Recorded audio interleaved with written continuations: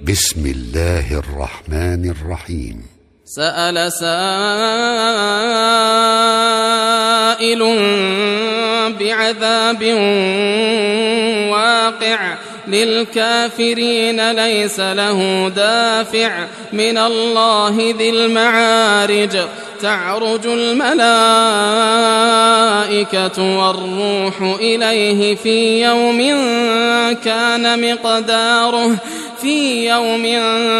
كان مقداره 50,000 سنة فاصبر صبرا جميلا إنهم يرونه بعيدا ونراه قريبا يوم تكون السماء كالمهل وتكون الجبال كالعهن ولا يسأل حميم حميما يبصرونهم يود المجرم لو يفتدي من عذاب يومئذ ببنيه وصاحبته وأخيه وفصيلته التي تؤويه ومن في الأرض جميعا ثم ينجيه كلا إنها لظى نزاعة للشوى تدعو من أدبر وتولى وجمع فأوعى إن الإنسان خلق هلوعا إذا مسه الشر جزوعا وإذا مسه الخير منوعا إلا المصلين الذين هم على صلاتهم دائمون والذين في أموالهم حق معلوم للسائل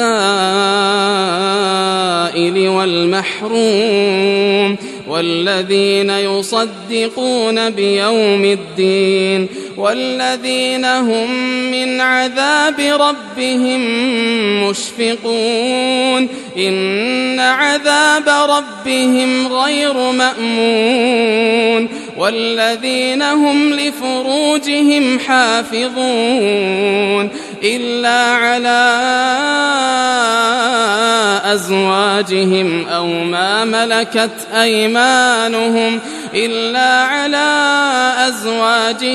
أو ما ملكت أيمانهم فإنهم غير ملومين فمن ابتغى وراء ذلك فأولئك هم العادون والذين هم لأماناتهم وعهدهم راعون والذين هم بشهاداتهم قائمون والذين هم على صلاتهم يحافظون أولئك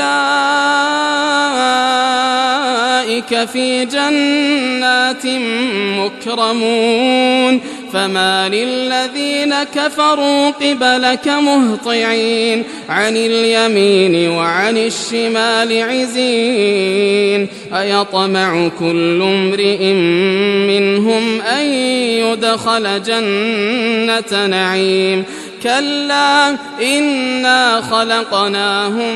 مما يعلمون فلا أقسم برب المشارق والمغارب إنا لقادرون على أن نبدل خيرا منهم وما نحن بمسبوقين فذرهم يخوضوا ويلعبوا حتى يلاقوا يومهم الذي يوعدون يوم يخرجون من الأجداث سراعا كأنهم إلى نصب يوفضون خاشعة أبصارهم ترهقهم ذلة ذلك اليوم الذي كانوا يوعدون